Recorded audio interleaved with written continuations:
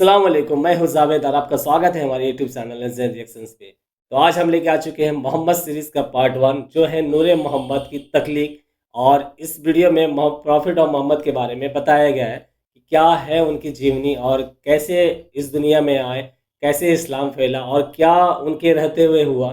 اس video میں ان کے بارے میں بتایا گیا ہے، ہمیں بھی اتنے نالج نہیں ہے، ہمیں بھی جانکاری لینی ہے اسلام کے بارے میں اور پروفٹ محمد کے بارے میں جاننا ہے کہ کیا اس دنیا میں آنے سے ان کا ہوا اور کیسے اس دنیا میں اسلام پھیل گئی اتنا۔ اور یہ ویڈیو ہے سید فاروقی حیدر صاحب کے چینل سے ہم نے لیا ہے۔ تو ابھی اسٹارٹ کرتے ہیں بنا ٹائم ویسٹ کیے اور دیکھتے ہیں اس ویڈیو میں کیا ہے، اس کے بعد بات کرتے ہیں کہ پروفٹ محمد کے بارے میں کیا دکھایا گیا ہے۔ تو چلیے بنا ٹائم ویسٹ کیے اسٹارٹ کرتے ہیں اس ویڈیو کو۔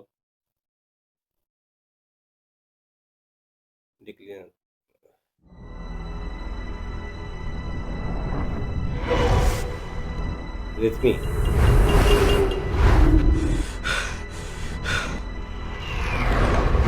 پارٹ 1 اس کا پارٹ 1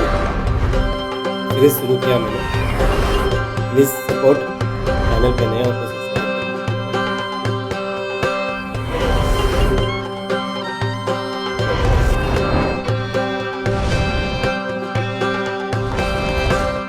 کافی نالج ملے گی۔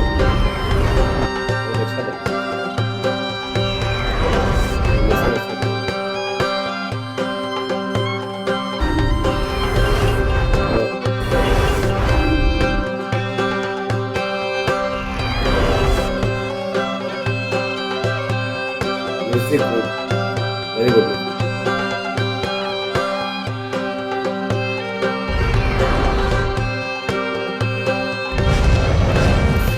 محمد سیریز باوا تونی صاحب، ان کا چینل انہوں نے بنایا ہے۔ یہ ہے باوا تونی صاحب۔ اللہ کے حکم کن کو نافذ کرنے سے 4,24,000 آسمانی سال پہلے جب کوئی بھی وجود موجود نہ تھا تو صرف ایک اللہ تھا۔ اس اللہ نے یہ چاہا کہ اس کے علاوہ کوئی ایسا موجود ہو جو اس کی خدائی کی وسعتوں سے لے کر اس کے کبریائی کے مقامات تک اور اس کے کبریائی کے مقامات سے لے کر اس کے قدرت کے کمالات تک اس کے تمام معجزات کو جان کر اور اس کی طاقت کو پہچان کر اس کی تعریف بیان کرے۔ تو اس اللہ نے حکم کن کو نافذ کرنے سے 4,24,000 آسمانی سال پہلے اپنے وجود کی پہچان کرانے کے لیے اپنے ہی نور میں سے ایک نور کو تخلیق کر دیا۔ بس جیسے ہی وہ نور تخلیق ہوا تو وہ نور اپنے خالق کی خدائی کو جان کر اس کی کبریائی کے مقامات کو پہچان کر اور اس کے قدرت کے کمالات کو جان کر اس کی تعریف کرنے لگا، اور یہ نور لاکھوں سال تک مسلسل اپنے خالق کی تعریف کرتا رہا۔ بس لاکھوں سال کے بعد اس نور کو بنانے والا پروردگار اس نور کے انداز میں اپنی تعریف سن کر اس نور سے اس قدر متاثر ہوا کہ اس پروردگار نے اس نور کو عزت کے اعلیٰ مقامات عطا کرنا چاہے تو بس ایک حکم جاری کیا، اور اس حکم کے نتیجے میں 12 حجابوں کو وجود میں لایا گیا، اور پھر ان 12 حجابوں کے وجود میں آنے کے بعد یہ نور ان 12 حجابوں میں بھی جا کر اپنے خالق کی پھر سے تعریف کرنے لگا۔ اللہ کے حکم سے اس نور کے لیے جن 12 حجابوں کو وجود میں لایا گیا تھا تو ان 12 حجابوں کے نام حجاب قدرت، حجاب عظمت، حجاب عزت، حجاب خیبت، حجاب جبروت، حجاب رحمت، حجاب نبوت، حجاب کبریا، حجاب منزلت، حجاب رفعت، حجاب سعادت اور حجاب شفاعت ہے۔ یہ نور پہلے حجاب قدرت میں 12,000 سال تک سبحان العلی الاعلی، دوسرے حجاب عظمت میں 11,000 سال تک سبحان عالم السر والخفی، اسی طرح تیسرے حجاب عزت میں 10,000 سال تک سبحان الملک المنان، حجاب خیبت میں 9,000 سال تک سبحان اللہ وبحمدہ، حجاب جبروت میں 8,000 سال تک سبحان القریم الاکرم، حجاب رحمت میں 7,000 سال تک سبحان رب العرش العظیم، حجاب نبوت میں 6,000 سال تک سبحان رب العزت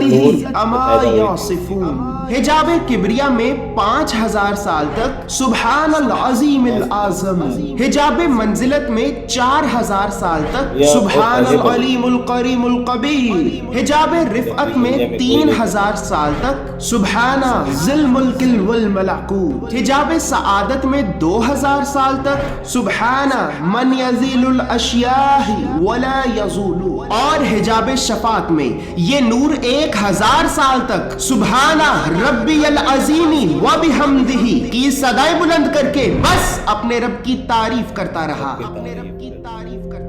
اسی طرح یہ نور ان 12 مختلف حجابوں میں ہزاروں سال تک مسلسل اپنے پروردگار کی تعریف کرتا رہا۔ بس پھر اس نور کو بنانے والا پروردگار ان 12 حجابوں میں بھی اس نور سے اپنی تعریف سن کر اس قدر متاثر ہوا کہ اس پروردگار نے دوبارہ پھر سے ایک اور حکم جاری کیا، اور اس حکم کے نتیجے میں کرسی کو وجود میں لایا گیا۔ اسی طرح کرسی کے بعد لوح، اور لوح کے بعد قلم کو پیدا کیا گیا، اور پھر پروردگار کی طرف سے قلم پہ یہ حکم جاری کیا گیا کہ اے قلم اپنے بڑی تعریفوں والے پروردگار کے نام سے لکھنا شروع کر۔ تو قلم یہ عرض کرنے لگا کہ اے میرے پروردگار کیا لکھوں؟ تو پروردگار نے قلم سے یہ فرمایا کہ اے قلم اپنے لکھنے کی ابتدا میرے اس کلام سے کر کہ لا الہ الا اللہ محمد رسول اللہ، محمد رسول اللہ۔ بس جیسے ہی قلم نے نام خدا کے ساتھ نام محمد کو سنا تو عرض کرنے لگا کہ اے تمام تعریفوں والے میرے پروردگار، یہ اتنے عظیم مرتبے کا مالک کون ہے کہ جس کا نام تو اپنے نام کے ساتھ لکھنا چاہتا ہے؟ تو پروردگار نے قلم سے یہ فرمایا کہ اے قلم اگر تو جاننا چاہتا ہے تو پھر جان لے اور اس کے مقام کو پہچان لے کہ یہ میرا محبوب اول ہے، وہ محبوب کہ جس نے سب سے پہلے تیرے رب کی عبادت کی، تیرے رب کا ذکر کیا، اور جب تیرے رب کی تعریف بیان کرنے کے لیے کوئی موجود نہ تھا تو اس نے سب سے پہلے تیرے رب کی تعریف کی۔ اے قلم تیرا پروردگار اپنے حبیب سے اپنی تعریف سن کر اس قدر متاثر ہے کہ بس اب تیرے پروردگار کا یہ ارادہ ہے کہ عنقریب وہ بہت سے عالمین کو پیدا کرے گا، اور ان تمام عالمین پہ وہ اپنے حبیب کو ایک ایسا مقام عطا کرے گا کہ جو مقام تیرے پروردگار نے نہ اپنے حبیب سے پہلے کسی کو عطا کیا ہوگا اور نہ ہی وہ اپنے حبیب کے بعد کسی کو عطا کرے گا۔ بس اسی طرح اللہ نے سب سے پہلے اپنے حبیب کے نور کا تعارف قلم سے کرایا، اور پھر قلم سے تعارف کرانے کے بعد اللہ کے حکم سے نام محمد کو قلم کے ذریعے لوح پہ تحریر کیا گیا، اور وہ نام 4000 آسمانی سال تک اس لوح پہ نور کی طرح چمکتا رہا۔ اسی طرح پھر لوح و قلم کو پیدا کرنے کے بعد اللہ نے اپنے حبیب کے نور کے کچھ حصوں سے ایک عالم کو پیدا کرنے کا ارادہ کیا۔ تو بس اللہ نے ایک حکم جاری کیا، اور اس حکم سے اللہ کے حبیب کا نور 5 حصوں میں تقسیم ہو گیا۔ اللہ نے اپنے حبیب کے نور کے پہلے حصے سے اپنے عرش کو پیدا کیا، دوسرے حصے سے آسمانوں کو پیدا کیا، تیسرے حصے سے چاند اور زمینوں کو پیدا کیا، چوتھے حصے سے سورج جیسے بڑے بڑے ستاروں کو وجود عطا کیا۔ لیکن ان 4 حصوں سے اس سارے عالم کو بنانے کے باوجود بھی یہ سب تاریک تھا، اس میں اندھیرا تھا۔ تو اللہ نے اندھیرے میں ڈوبے ہوئے اس عالم کو روشن کرنا چاہا، اسے روشنی سے بھرنا چاہا، تو بس اپنے حبیب کے نور کے 5ویں حصے سے پہلی مرتبہ صرف روشنی کو پیدا کیا، اور اسی طرح اللہ کے حبیب کے نور کے انہی 5 حصوں سے پہلی مرتبہ ایک عالم کو وجود میں لایا گیا۔ ویورز یہاں پر ایک اہم خاص اور ضروری سوال حضرت رسول خدا صلی اللہ علیہ وآلہ وسلم کا مخلوق کے اول ہونے کے بارے میں پیدا ہوتا ہے۔ تو ویورز یہاں پر یہ بات یاد رہے کہ حضرت رسول خدا جناب محمد مصطفیٰ مخلوق اول ہیں۔ اس بات کا ذکر اللہ نے غور و فکر کرنے والے لوگوں کے لیے پہلے سے ہی قرآن میں واضح طور پر بیان کر دیا ہے، جیسا کہ اللہ رب العزت قرآن میں سورہ مریم کی آیت نمبر 93 میں یہ ارشاد فرماتا ہے کہ آسمانوں اور زمینوں اور اس کائنات میں جو کچھ بھی موجود ہے وہ اللہ کا عبد ہے۔ ویورز عبد عربی زبان کا لفظ ہے اور اس کا مطلب ہے بندہ، یعنی بندگی کرنے والا یا پھر عبادت کرنے والا۔ اگر میں آپ کو اس آیت کا آسان لفظوں میں مطلب بتاؤں تو اللہ رب العزت ہمیں یہ بتا رہا ہے کہ کائنات کا ذرہ ذرہ اللہ کا بندہ ہے اور اللہ کی عبادت کرتا ہے۔ اور پھر ساتھ ہی اللہ رب العزت سورہ الزخرف کی آیت نمبر 81 میں یہ فرماتا ہے قل ان كان للرحمن ولد فانا اول العابدين کہ اے میرے حبیب کہہ دیجئے کہ میں ہوں وہ کہ جس نے سب سے پہلے اللہ کے ہاں اللہ کی عبادت کی۔ اسی طرح قرآن میں ایک اور جگہ پر سورہ آل عمران کی آیت نمبر 83 میں اللہ رب العزت یہ ارشاد فرماتا ہے کہ زمین و آسمان اور کائنات میں موجود ایک ایک ذرہ اللہ کا مسلمان ہے اور اللہ کی بارگاہ میں سر تسلیم ہم کیے ہوئے ہے۔ اور پھر ساتھ ہی اللہ رب العزت سورہ الانعام کی آیت نمبر 163 میں یہ فرماتا ہے لا شريك له وبذلك أمرت وأنا أول المسلمين کہ اے میرے حبیب کہہ دیجئے کہ میں ہوں وہ پہلا مسلمان کہ جس نے سب سے پہلے اللہ کی بارگاہ میں سر تسلیم ہم کیا۔ ویورز جب آپ ان دونوں آیات کو پڑھیں گے تو ان آیات میں مسلمان اور سر تسلیم ہم ان دونوں لفظوں کا مطلب ضرور یاد رکھیے گا، اور ان دونوں لفظوں کا مطلب ایک ہی ہے، اور وہ مطلب یہ ہے کہ اپنی خواہش اور اپنے وجود کو اللہ کے حکم کے سامنے جھکا دینا۔ اب جیسا کہ میں آپ کو قرآن سے حضرت رسول خدا کا مخلوق اول ہونے کے بارے میں بتا چکا ہوں، تو ویورز یہاں پر یہ بات بھی یاد رہے کہ حضرت محمد مصطفیٰ صلی اللہ علیہ وآلہ وسلم بے شک اس زمین پہ ایک انسانی وجود کی صورت میں موجود رہے، لیکن حقیقت میں آپ ایک نور ہیں، اور آپ ایک نور ہیں اس بات کا ذکر تو اللہ نے بغیر غور و فکر کرنے والے لوگوں کے لیے بھی قرآن میں دو جگہوں پر سورہ المائدہ کی آیت نمبر 15 اور سورہ الاحزاب کی آیت نمبر 46 میں واضح طور پر بیان کر دیا ہوا ہے۔ بس پھر جیسے ہی اللہ نے اپنے حبیب کے نور کے ان 5 حصوں سے ایک عالم کو بنا کر مکمل کیا، تو اس عالم کو بنا کر مکمل کرنے کے بعد اللہ نے اس عالم میں اپنی عبادت کے لیے اور اپنے حبیب کے نور کا تعارف کرانے کے لیے ایک مخلوق کو پیدا کیا، اور پھر اس مخلوق کو پیدا کرنے کے بعد اللہ نے اس مخلوق سے اپنے حبیب کے نور کا تعارف کرایا۔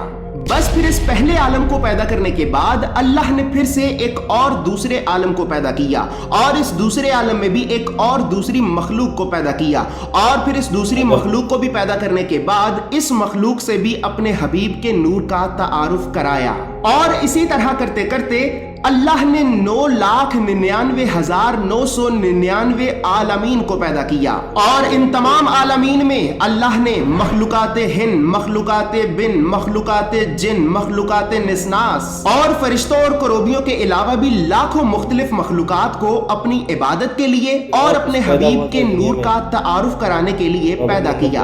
ویورز یہاں پر یہ بات یاد رہے، عالم عربی زبان کا لفظ ہے اور عالم کا مطلب ہے کائنات، اور اگر میں آپ کو کائنات کا آسان لفظوں میں مطلب بتاؤں تو پہلے آسمان سے لے کر 7ویں آسمان تک جو کچھ بھی موجود ہے یہ سب کا سب صرف ایک کائنات یا پھر ایک عالم کہلاتا ہے، اور جس عالم میں ہم انسان رہتے ہیں یہ آخری عالم ہے، اور اس عالم سے پہلے اللہ نے 9,99,999 عالمین کو پیدا کیا تھا۔ اب ویورز یہاں پر ان عالمین سے بھی اہم خاص اور ضروری سوال یہ پیدا ہوتا ہے کہ حضرت رسول خدا جناب محمد مصطفیٰ صلی اللہ علیہ وآلہ وسلم کا ان عالمین سے کیا لینا دینا۔ تو ویورز یہاں پر یہ بات یاد رہے کہ قرآن میں سورہ انبیاء کی آیت نمبر 107 میں اللہ رب العزت یہ ارشاد فرماتا ہے وَمَا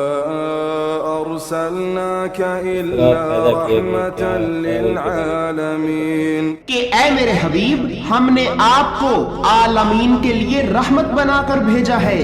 ویورز اب مجھ بندہ فقیر کو اس بات کا علم نہیں ہے کہ حقیقت میں یہ عالمین کتنے ہیں یا پھر ان کی تعداد کتنی ہے، لیکن نواسہ رسول حضرت امام حسین ابن علی کے بیٹے حضرت امام زین العابدین یہ فرماتے ہیں کہ ان عالمین کی تعداد 9,99,999 ہے، لیکن وہ لوگ جو روایات پر یقین نہیں رکھتے اور اس سوال کا جواب صرف قرآن سے حاصل کرنا چاہتے ہیں، تو اللہ نے غور و فکر کرنے والے لوگوں کے لیے قرآن کی 2 آیات میں اس سوال کا جواب کچھ یوں بیان فرمایا ہے، جیسا کہ اللہ رب العزت سورہ انبیاء کی آیت نمبر 107 میں ارشاد فرماتا ہے کہ اے میرے حبیب ہم نے آپ کو عالمین کے لیے رحمت بنا کر بھیجا ہے، اور پھر ساتھ ہی اللہ رب العزت قرآن کی پہلی سورہ کی دوسری آیت میں یہ ارشاد فرماتا ہے کہ الحمدللہ رب العالمین، تمام تعریفیں اس اللہ کے لیے ہیں کہ جو تمام عالمین کا خدا ہے۔ معلوم یہ ہوا کہ اللہ رب العزت اپنے قرآن کی ان دونوں آیات کے ذریعے غور و فکر کرنے والے لوگوں کو ان کے اس سوال کا جواب کچھ یوں بتا رہا ہے کہ اے لوگو جان لو کہ جہاں جہاں تک میں اللہ رب العالمین ہوں وہاں وہاں تک میرا حبیب رحمت للعالمین ہے۔ लिल-आलमीन है। इसी तरह फिर इन 9,99,999 आलमीन को पैदा करने के बाद इन आलमीन में से जिस जिस मखलूक ने हजरत रसूल खुदा जनाब मोहम्मद मुस्तफ़ा सल्लल्लाहु अलैहि वसल्लम के बताए हुए रास्ते का इकरार किया तो परवरदिगार आलम ने उसे इनाम के तौर पे जन्नत जैसी अजीम नेमत की जजा दी, और जिसने आपके बताए हुए रास्ते का इनकार किया तो परवरदिगार आलम ने उसे दोज़ख जैसी वादियों में फेंक कर हमेशा हमेशा के लिए सजा दी। बस फिर इसी तरह वक्त गुजरता रहा। जिस तरह अल्लाह ने 9,99,999 आलमीन को पैदा किया और उन आलमीन में मुख्तलिफ मखलूकात को पैदा किया और फिर उन मुख्तलिफ मखलूकात से अपने हबीब के नूर का तारुफ कराया, तो बिल्कुल इसी तरह अल्लाह ने अब ये इरादा किया कि वो एक और आलम यानी 10 लाख में आलम को पैदा करेगा, और इस आलम में अब वो एक ऐसी मखलूक को भी पैदा करेगा कि जो मखलूक बाकी तमाम मखलूकात के मुकाबले में सबसे बेहतर होगी, जिसका कोई सानी ना होगा, जो अशरफुल मखलूकात होगी। तो बस अल्लाह ने उस अशरफ और बेहतरीन मखलूक को पैदा करने से करीबन 2000 साल पहले अपने अर्श पे ये ऐलान किया कि ऐ तमाम फरिश्तों, जान लो कि मैं अनकरीब ज़मीन में एक ऐसी मखलूक को पैदा करने वाला हूँ कि जो मखलूक मेरी अब तक की पैदा करदा तमाम मखलूकात से बेहतर होगी, जिसे मैं अपना खलीफा मुकर्रर करूंगा और जो जमीन और आसमान में खलीफतुल्लाह के हिताब से जाना जाएगी। लिहाजा तुम्हारे परवरदिगार का ये हुक्म है कि जैसे ही वो अपनी बेहतरीन मखलूक की तख्लीक को मुकम्मल करके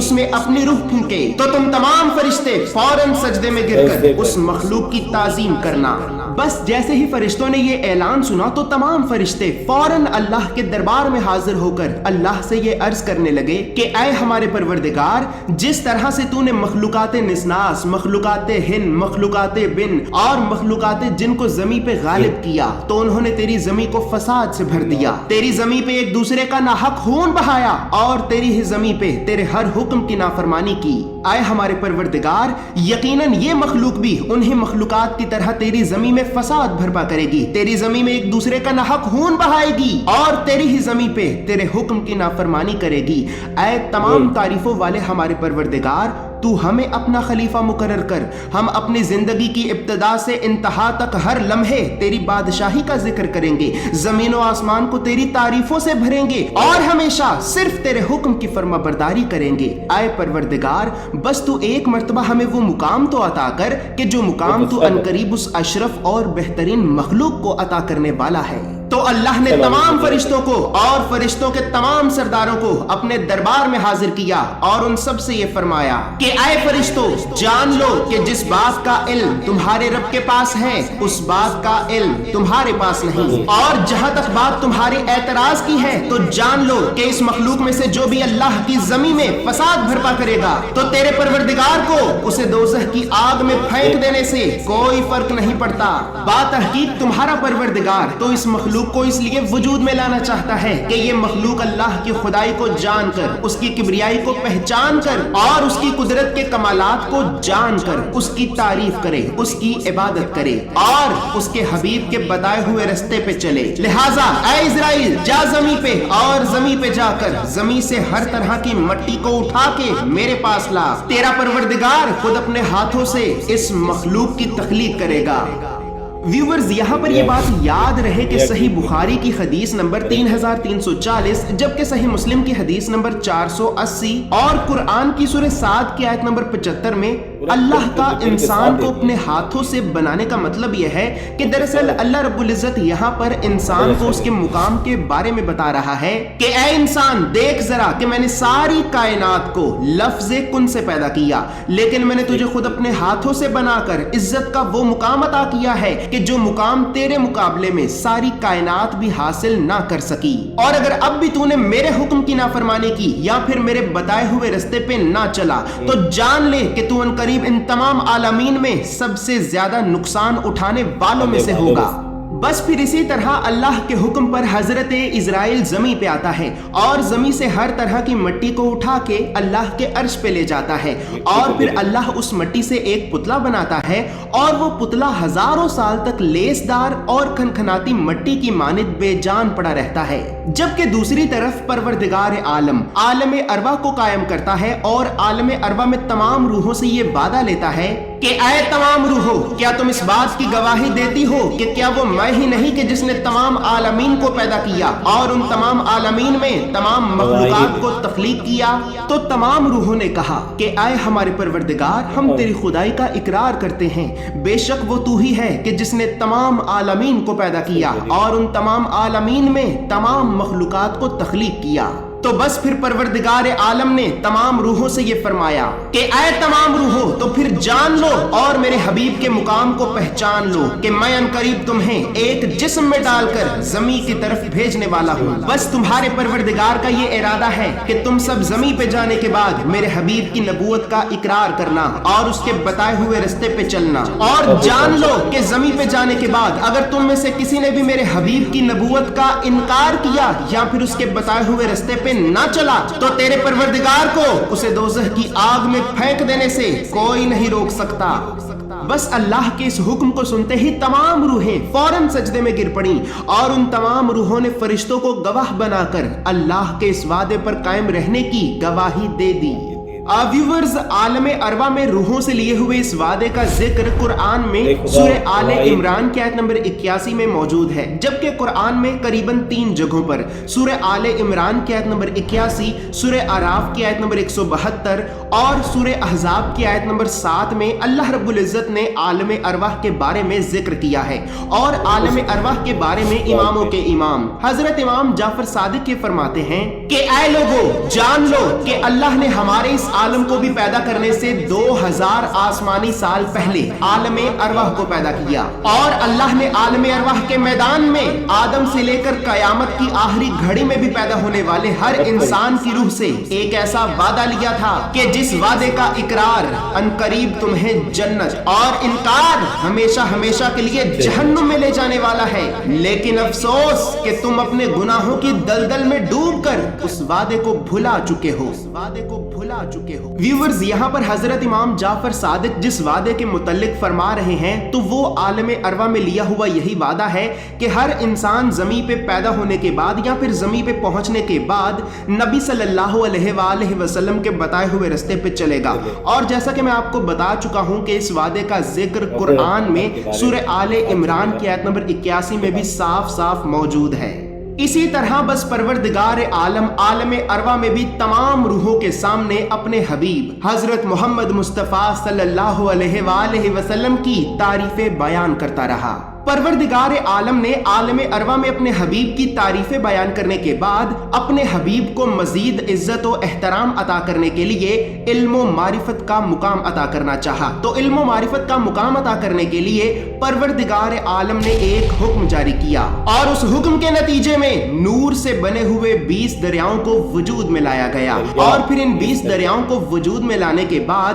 نور محمد کو ان 20 دریاؤں سے گزارا گیا۔ اللہ نے ان 20 دریاؤں میں اپنے وہ خاص علوم رکھے تھے کہ جن کا علم اللہ کے علاوہ اور کسی کو بھی معلوم نہ تھا۔ بس پھر جیسے ہی نور محمد نور سے بنے ہوئے ان 20 دریاؤں سے اللہ کے ان خاص علوم کو حاصل کر کے باہر نکلا، تو باہر نکلنے کے بعد نور محمد سے 1,23,999 نور کے قطرے ٹپکے۔ تو بس اللہ نے تمام مخلوقات کو اپنے حبیب کا مقام بتانے کے لیے اپنے حبیب کے نور سے ٹپکتے ہوئے 1,23,999 نور کے قطروں سے ہی 1,23,999 پیغمبروں کی تخلیق کا ارادہ کیا، اور بس پھر اس وقت کی تمام مخلوقات کو یہ بتایا کہ جان لو کہ اگر میرے حبیب کے نور سے ٹپکتے ہوئے صرف ایک قطرے کا اتنا مقام ہے تو پھر خود میرے حبیب کے نور کا کیا مقام ہوگا۔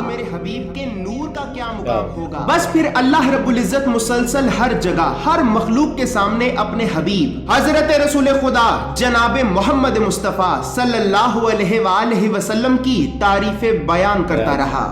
اسی طرح کرتے کرتے وقت گزرتا رہا، اور پھر اس اشرف اور بہترین مخلوق کی تخلیق کا وقت آن پہنچا۔ اللہ نے عالم ارواح کے میدان میں روحوں سے لیے ہوئے وعدے کے قریباً 2000 سال بعد آدم کے جسم کو مکمل کر کے اس میں اپنی روح پھونکنے کا ارادہ کیا۔ تو بس جیسے ہی اللہ نے آدم کے جسم میں اپنی روح پھونکی تو تمام فرشتے فوراً سجدے میں گر کر آدم کی تعظیم کرنے لگے۔ لیکن فرشتوں کے تمام سرداروں میں سے ایک سردار ابلیس نے آدم کو سجدہ کرنے سے انکار کر دیا. تو اللہ نے غضبناک ہو کر ابلیس سے یہ فرمایا کہ اے ابلیس، کس چیز نے تجھے اللہ کے حکم کی نافرمانی کرنے پر مجبور کیا؟ یا پھر کیا تو اپنے آپ کو میرے اعلیٰ اور بلند مقام والوں میں سے سمجھتا ہے؟ تو ابلیس تکبر میں آ کر کہنے لگا کہ اے مجھ ابلیس کو آگ سے بنانے والے میرے پروردگار، تو نے مجھے آگ سے پیدا کیا ہے اور اس آدم کو حقیر سی مٹی سے پیدا کیا. میں نے لاکھوں سال تیری عبادت کی، تجھے ہزاروں سجدے کیے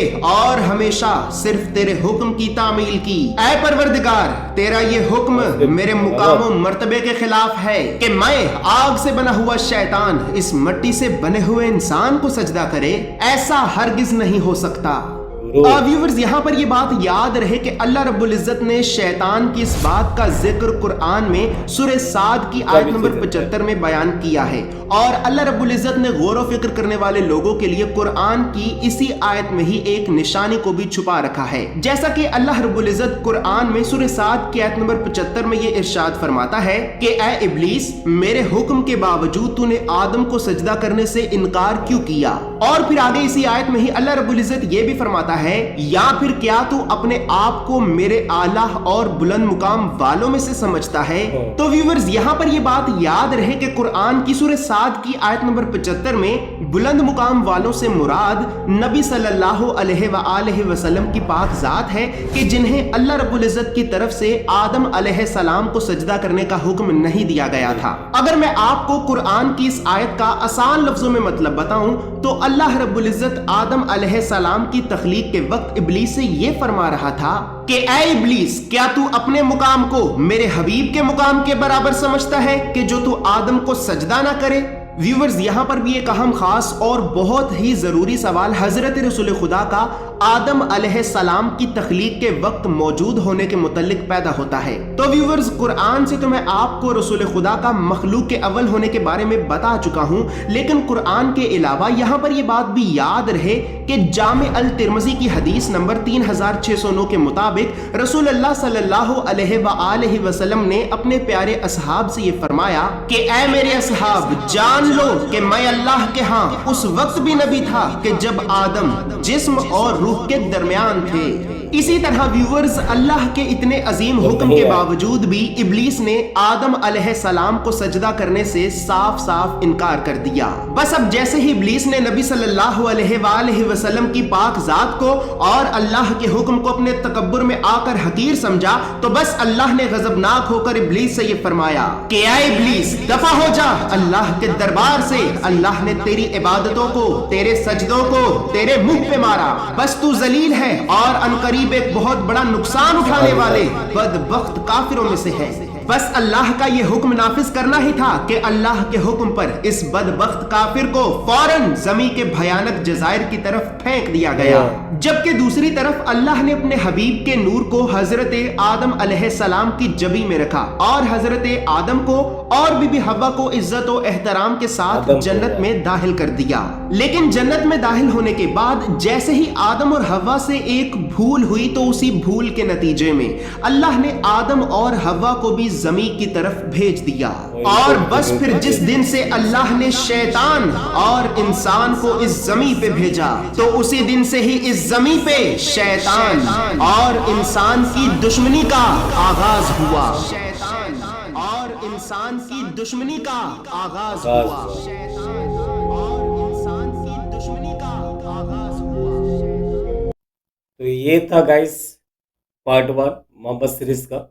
اور یہ نور محمد کی تکلیف تھا. تو انہوں نے سمجھایا محمد صلی اللہ علیہ وسلم کے بارے میں، پروفٹ آف محمد کے بارے میں، کہ وہ دنیا میں کس طرح ہے اور کتنا 100 سال پہلے ان کو پیدا کر دیا گیا تھا اور ان کو نور بنا دیا گیا تھا. انہی کا نور سے یہ سارا دنیا بنا، پرتھوی، چاند، سورج، سب کچھ انہی کے نور سے بنایا گیا. اور ابلیس کے بارے میں بھی ذکر ہے یہاں پر، جو انہوں نے آدم حوا کے بارے میں بھی بتایا کہ ان کو سجدہ نہیں کیا تو ان کو زمین کی طرف بھیج دیا گیا، آدم حوا کو بھی زمین کی طرف بھیج دیا گیا. تو اس طرح یہ دنیا بنی، اور محمد، پروفٹ آف محمد صلی اللہ علیہ وسلم کے مطلب انہی سے ریلیٹڈ ہے یہ دنیا کو بنایا گیا. ان کو جب پیدا کیا گیا تو دنیا کو بھی پیدا کیا گیا ان کو بھیجنے کے لیے، ان کے سارے مخلوق کو بھیجے، انہیں کے نور سے سب کچھ پیدا کیے. یہ سب اس سیریز پہ بتایا گیا ہے. کافی اچھا نالج ملا اور اچھا لگا اس ویڈیو کو دیکھ کے. تو اس کا پارٹ 2 بھی آئے گا گائز. تو اچھا لگے گا اگر ویڈیو تو لائک کر دیجیے گا، اگر چینل پہ نئے ہو تو سبسکرائب ضرور کر دیجیے گا. تو پھر ملتے ہیں نیکسٹ پارٹ 2 لے کے آتے ہیں آپ کے لیے. تب تک کے لیے امان اللہ.